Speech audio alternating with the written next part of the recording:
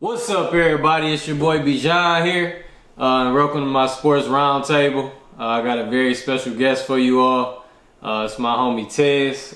We knew each other. What's going on? Since we was playing like Little League football, 9-10 years old. You know, built the bond. Falcon days. You know, and you know, we here to just bring some real sports talk to you all. This is one of my first initial episodes. We're going to talk all about the NFL and who we feel like is our contenders so far. Teams that we feel like are pretenders. They not serious as far as like in the title run. And also our MVP candidates, who we feel like, really been out there balling. So we gonna dive right into it. Tez, I'm gonna let you introduce yourself. What's up, y'all? I'm Martez Jones. We gonna hop right into this. Let's talk about our contenders for the NFC.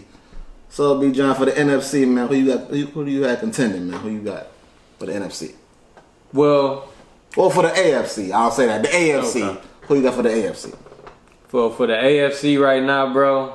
Honestly, we can't start without talking about the Chiefs. These cats 8-1 scoring machine. Man, they on the bye this week. So we haven't been able to see them crazy highlights, and whatnot. But honestly, they still doing what they doing. Top two offense in the league so far. Patty Mahomes still an MVP candidate. Clyde Edwards-Helaire, that rookie that they drafted, running back out of LSU, he been doing a great job. Yeah. Travis Kelce still doing great things. Defense improving here and there. Exactly. Bend don't break group. Yeah. Just pretty much getting in the red zone and whatnot. And when teams do get in the red zone, they just want to force them to kick field goals because they know they got a dynamic offense. That as long as they don't give up touchdowns, they got a chance every week. So obviously, I got the Chiefs, as far as my top contender in the AFC. But really, I want to talk about the Pittsburgh Steelers. These boys. When we talk about them, obviously they got that rich history as far as their defense foundationally, and I just feel like they getting back to their roots in that regard. Guys like Minkah Fitzpatrick, he one of my favorite players, one of my favorite safeties. He a ball magnet. T.J. Watt, underrated Defensive Player of the Year candidate.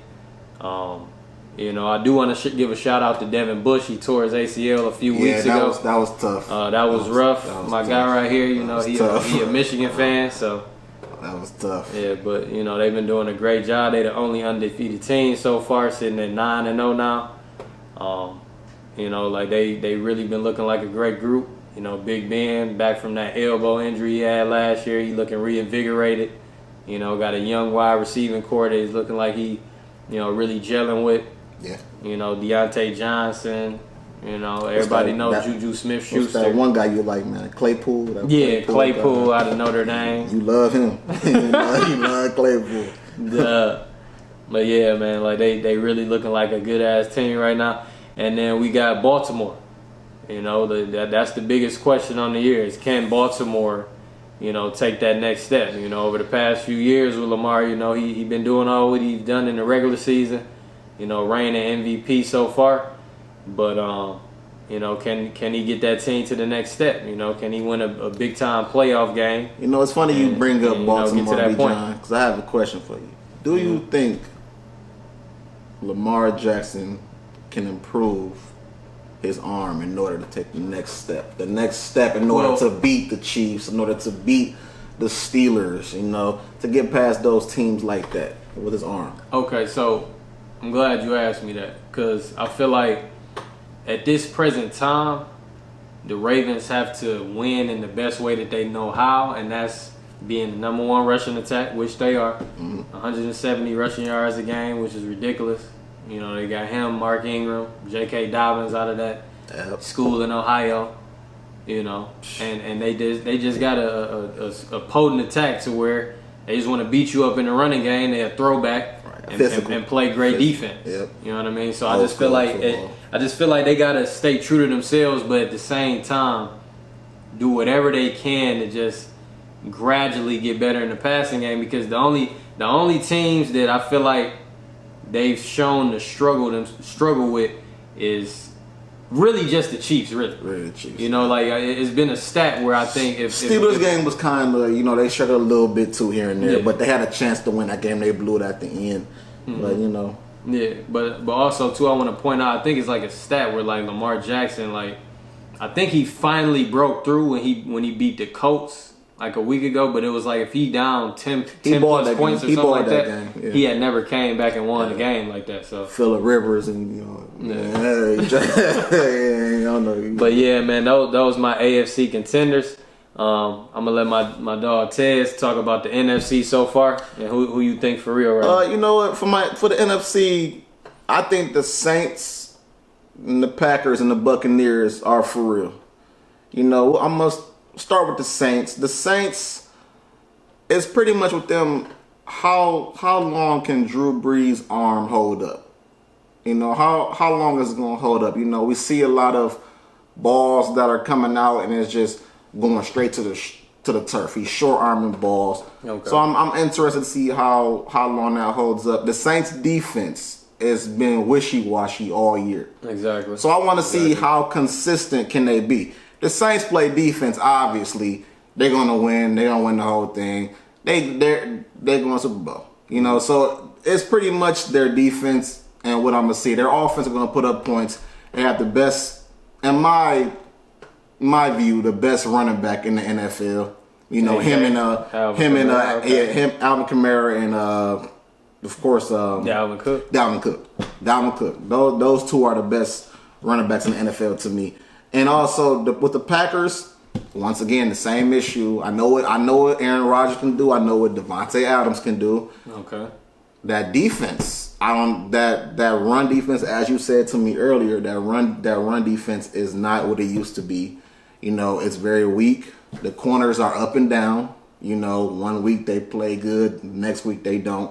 So it's pretty much, for them, they're fighting to get home field advantage because we know what they do on the road. Sometimes they show up, then they don't. You know, at Lambeau Field, it's tough to win there. So they're pretty much playing for home field advantage. And, you know, I feel bad for all you guys who took the spread today because that didn't go well for you. Nobody favored it. That didn't go well for you. Now, the Tampa Bay Buccaneers, of course, with Tom Brady, you know, the addition of Antonio Brown, Mike Evans, Godwin, you know, the Buccaneers right now, to me, it's all sizzle, but I want to see some steak too. You know, they played against the Saints, and pretty much, we got to talk about that. I'm sorry to put it. They basically went on national TV and showed their ass. That's basically what they did. They went out on TV and showed their ass, and it wasn't an honest act. That's not the way Tampa plays.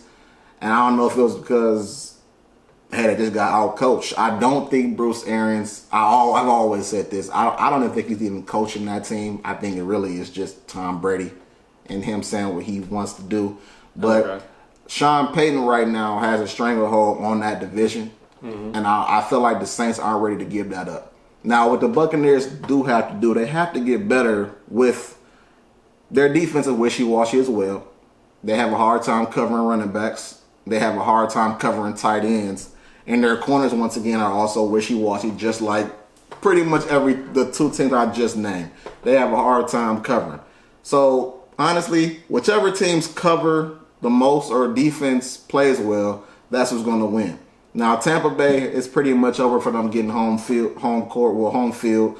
So, but basically with this COVID stuff, there is no home field, you know. So, I mean, it's pretty much Tampa. Tampa will make the wild card. Saints and Packers, I think they're going to win their division. So, the road is pretty much going to go through them. But if I was to pick who would come out of the NFC, as of right now, it's looking like the Saints, but we'll get into that towards more of the end of the video because I do have a sleeper. Okay.